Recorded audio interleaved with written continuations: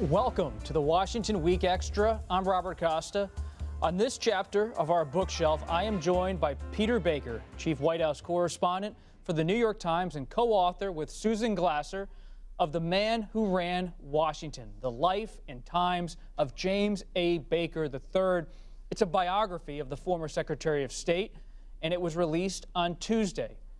From the Reagan Revolution to the 2000 recount, Jim Baker was certainly a key player in Washington. As Chief of Staff in the Reagan White House, he wielded power over many decisions. He also believed in bipartisanship and bringing adversaries to the table. He put all these deal-making skills to use as Secretary of State, steering the United States through the fall of the Soviet Union and the Gulf War. He was also a Republican kingmaker who helped Presidents Ford, Reagan, Bush, and George W. Bush win the White House. Peter and Susan wrote that, quote, for a quarter century, every Republican president relied on Baker to manage his campaign, his White House, his world. He was Washington's indispensable man. Peter, I'm so glad you can be here. I was looking forward to seeing Susan, your wife and co-author. Due to technical difficulties, we weren't able to have her on this bookshelf episode tonight, but she will be back on Washington Week soon, to be sure. But Peter, congratulations to you both. Thank you, and I know she would love to be here. I'm very sorry about the technical issues. Don't worry, we're all doing the best we can. Peter, yeah. I heard you talk about a few days ago how you decided to write this book. It's been a years-long project. What brought you to it? What animated you as you pursued this project, along with all of your other work for the New York Times? Yeah, we started this project back 7 years ago, and I think the idea at the time was that Baker's story was so interesting given the dysfunction we saw in Washington at that point. This is still Obama's presidency, but it was a very dysfunctional time, and we thought that Baker's experiences at the height of power in Washington in the 1980s and 1990s was a useful, tale to go back and revisit, a useful time to sort of revisit in Washington. That's only become more so, right? During the process of writing this book, we saw Trump come along and we saw him rise to power and now govern for 4 years. And the contrast between Trump's Washington and Baker's Washington was so stark, so striking, that it felt to us that the book was even more timely and more relevant than before. But Peter, is it really that different? Stylistically, I see your point. But you write about in your book how Secretary Baker is not necessarily a never-Trumper. He has a complicated relationship with President Trump, and he may even vote for him. Is that right?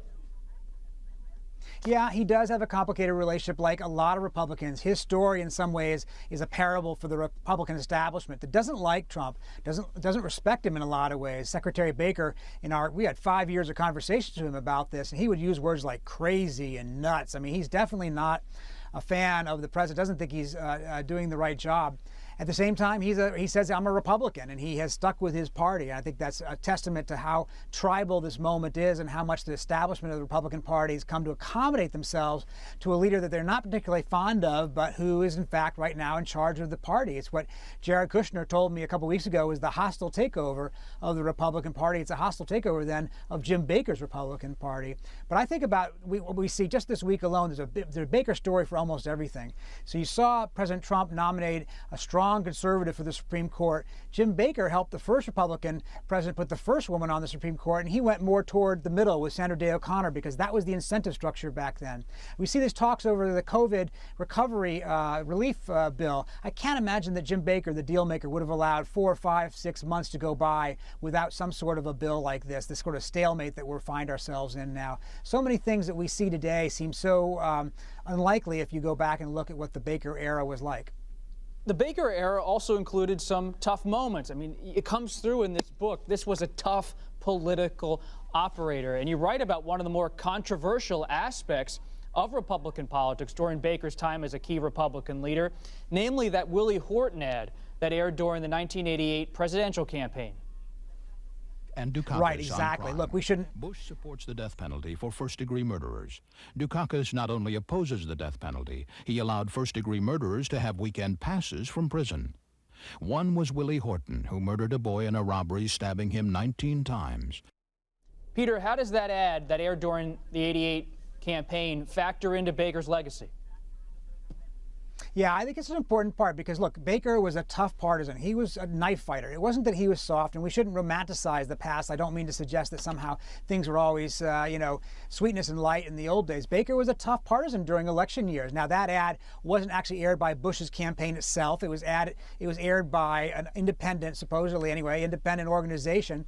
But the Bush campaign under Baker's leadership had, in fact, talked about Willie Horton and did, in fact, hammer home on the furlough issue, as well as issues like the Pledge of Allegiance and the ACLU and patriotism that was, seen by many as kind of tough politics. But here's the difference. Yes, they were tough politics in the even-numbered years, but as soon as the election is over, Baker and people like him in that generation would sit down with the other party to cut deals, right? Jim Baker sat down with the Democrats in 1983 to revamp the Social Security program and put it on a stronger financial footing. He sat down with the Democrats in 1986 to rewrite the entire tax code. He sat down with Democrats in 1989 to end the Contra War, which had so debilitated the Reagan administration at one point. So yes, you could be a partisan in the even-numbered years, but there was still a point to elections, and the point was to get to the place where you could govern. Let's hear from Baker and what he told a documentary filmmaker about that episode. Do we have the clip? Politics is a blood sport. I damn well know that because I've done a lot of it and I have the bruises to show for it. Peter, what did you make of that? He does have the bruises to show for it, and I think, if you ask Michael Dukakis, you ask Al Gore, you ask these Democrats who went up against him, they would tell you this guy is as tough as they come. But I also think that they recognize him as somebody who, had limits, that even as tough as they were back in 1988 and 2000 during the Florida recount, that there were in fact lines that Baker and people of that era, Democrats and Republicans, wouldn't cross, that we see crossed all the time today. I think back to the impeachment. During the impeachment, Bob, I was covering the impeachment of President Trump during the day. One night I came back and I was looking through some files for the Baker book to make sure we had gone through everything. And I found this memo that I hadn't really noticed before. It didn't include in the original draft of the book. It was a memo that Baker had written to the file in 1992 when Bush was losing to Clinton. And 4 Republican congressmen came into the Oval Office and said, hey, you need to call the Russians and ask them for some help. Get some dirt on Clinton. And Baker writes his memo to the file saying, we said absolutely not. That is beyond the pale. We don't do that kind of thing. To see that memo at the same time President Trump was on trial in the Senate for basically asking Ukraine to help with his domestic politics, I think said something about how much things have changed. Let's talk for a minute, Peter, about his relationship with President Reagan. I found that part of the book truly fascinating because Secretary Baker is so associated with President George H.W. Bush, that friendship over decades going back to Texas. But Reagan decides in 1981, having won the White House in 1980, to make Jim Baker the confidant of his rival, George Bush, his chief of staff. What did that tell you about Reagan and about Baker? I think that's exactly the right way to put it, Bob. It tells you something about Reagan, that he would pick a guy who had run at that point not just one but 2 campaigns against him, both Jerry Ford at the 1976 convention where Ford beat back Reagan, and in 1980 where Bush ran a strong second to Reagan for the nomination. And yet what he saw in Jim Baker and what the people around him like Mike Deaver and Stu Spencer saw in Jim Baker was somebody who could make the trains run on time.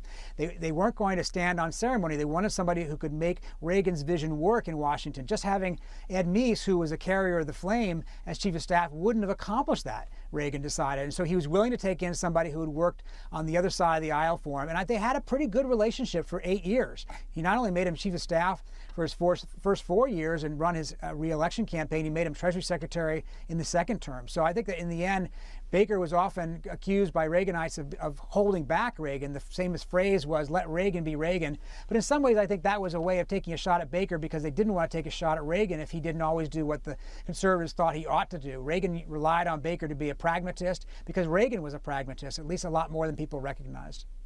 And Peter, finally, how should we remember Jim Baker in terms of the Cold War? How key of a player was he during that time? Right, exactly. It's not that Jim Baker brought the Cold War to an end, and he didn't reunify Germany or do these things, but these things happened on his watch, and he managed them, right? They didn't have to end the way that they did. The Cold War could have ended in a much, much more volatile, dangerous, violent way than it did. But Baker, as Secretary of State at that time, along with George H.W. Bush in the White House, helped to manage a revolutionary moment in our history to a successful and peaceful end. He helped pull together the two Germanys and reunify a country. They probably were moving that direction on their own, of course, but it takes an American leadership to help push that process through and overcome the objections not just to the Soviets, but to the French and the British, who were also quite skeptical. So I think that he's got, he was Secretary of State in probably the most extraordinary 3 or 4 years of our modern history. And I think that, even though he himself was not a revolutionary, he helped manage a pretty revolutionary time.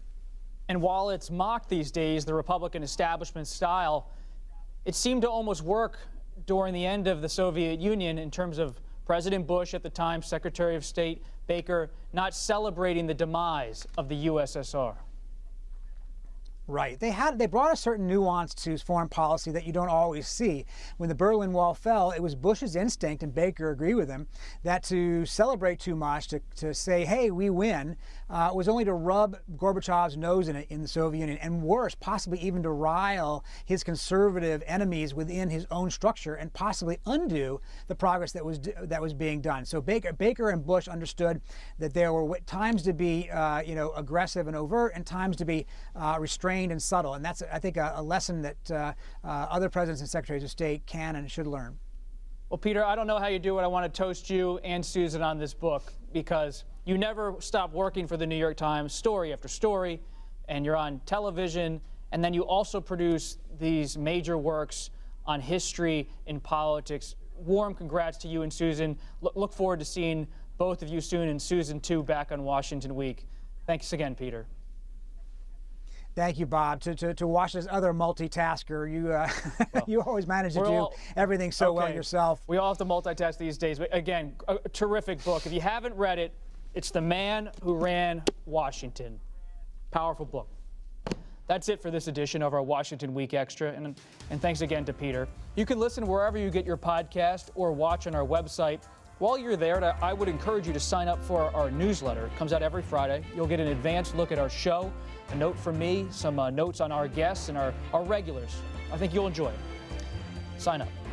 I'm Robert Costa. Thanks for joining us, and we'll see you next time.